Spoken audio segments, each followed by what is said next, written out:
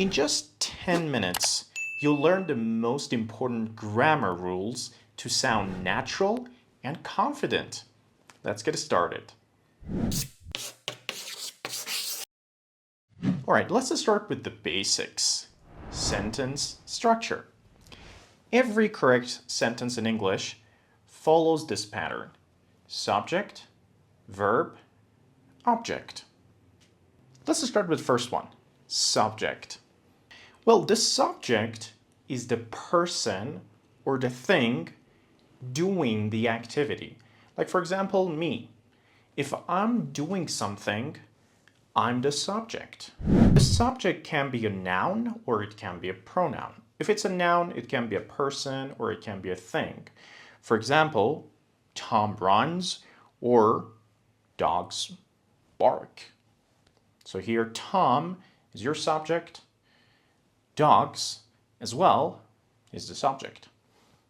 Or it can be a pronoun like I, you, he, she. For example, I play soccer.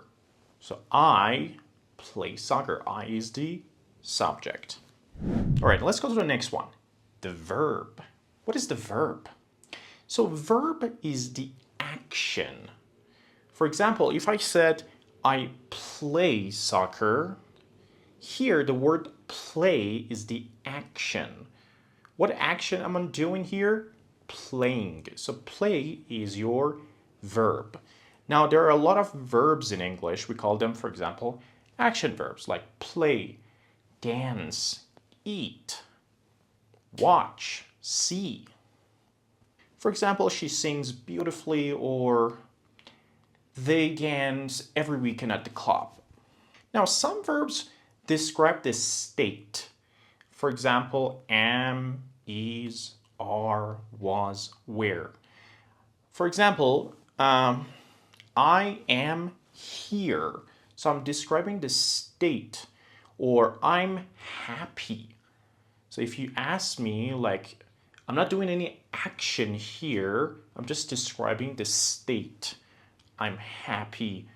He is angry, or she is a great teacher. All right, the next one is the object. Now, the object is what receives the action.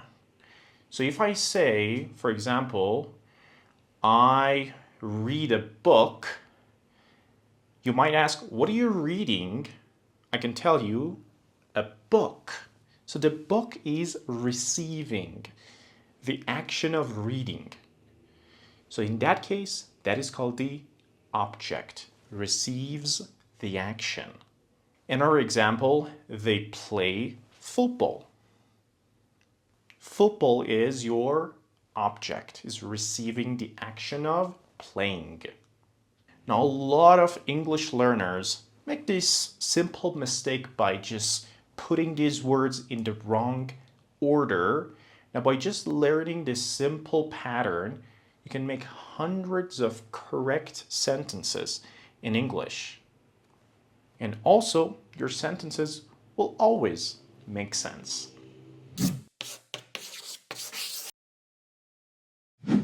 Okay, let's talk about verbs and tenses. So the first one is present simple. The structure is pretty simple. Just like the previous one, we use subject, we use base form of the verb, and we use object.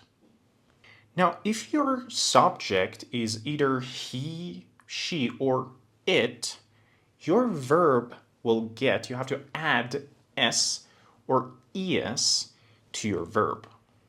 Now, we'll explain this a little bit more. You might say, where do we use simple present? All right, let's start with the first one and the most important one, which is habits. If you're talking about your daily routine and your habits, the things that you do every day, you can use present simple.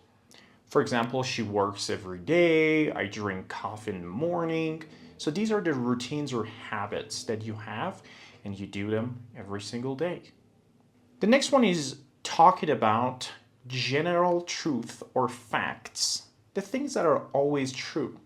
For example, water boils at 100 degrees. This is true. Or the sun rises in the east. You can also use present simple to talk about schedules and timetables. For example, the train lives at 9 a.m. or the school starts at 8 a.m. So these are some schedules that happens. It can be also in the future, doesn't matter, but you can talk about these schedules and timetables pretty easily with present simple. All right, let's talk about the third person S rule. So for most verbs, as we just mentioned, you can just S, like she plays, or I don't know, he works.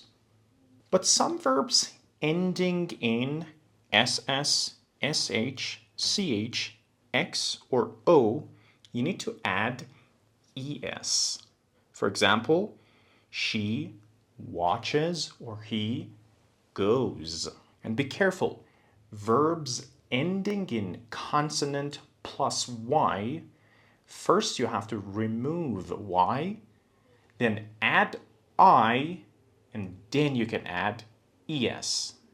For example, study becomes studies, fly becomes flies. All right, the next one is past simple.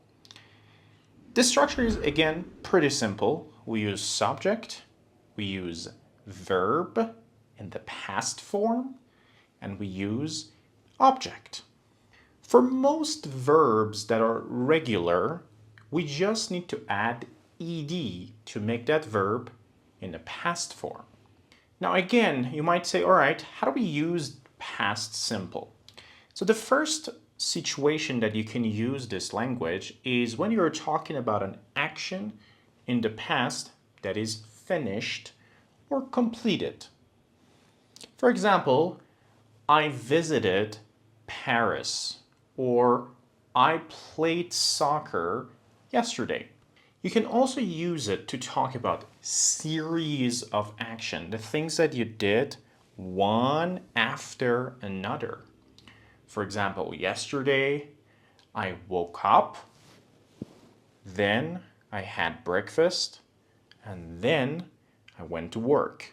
Now, some verbs in English, they do not follow the ed rule, and we call them irregular verbs. For example, go becomes went in the past, like I went to work. Eat becomes ate, see becomes saw.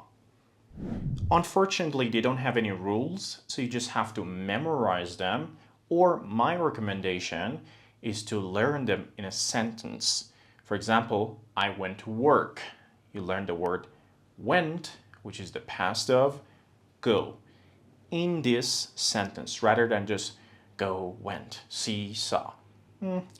It might work for some people, but not for everyone. Now I'm going to also put a link in the description so you can check all these verbs and you can review and maybe make some sentences with them.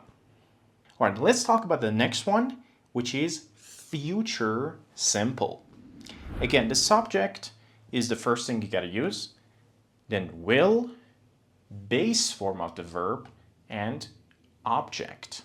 Now you can use this language when you're talking about decisions made at the moment of speaking. Like right now I'm talking to you and I'm thinking, I'm tired, I will go to bed. So I just made that decision right now. I'm talking to you, made a decision, going to bed. So I will go to bed. You can also use this when you are talking about or you want to make some predictions about future. For example, you're looking at the sky and it's pretty cloudy and you say to yourself, I think it will rain tomorrow. You can also use future simple to talk about promises or offers. For example, I can tell you, don't worry, I will help you. Now, I want to also explain something extra that is going to be very helpful about future. Now, instead of will, you can also use going to. And the difference between going to and will is that when you say going to, you didn't make the decision right now. You thought about it in the past. So you thought about it, I'm going to do this, I'm going to do that. And then when someone asks you, what is your plan? You say, I'm going to see my mother tomorrow. Because you thought about it in the past and you planned it before. It's not a decision right now. If it's a decision right now, you use will. Now, if you can use this sentence structure with all of these tenses that I explained, which they are pretty simple, you can make hundreds of sentences and you can easily communicate with people. Of course, there are hundreds of more advanced versions of these sentences, but you can just make a lot of sentences and you can communicate with just these basic structures that I explained today. So if you have any questions, any doubts, comment down below and I'll be more than happy to help you and answer your questions.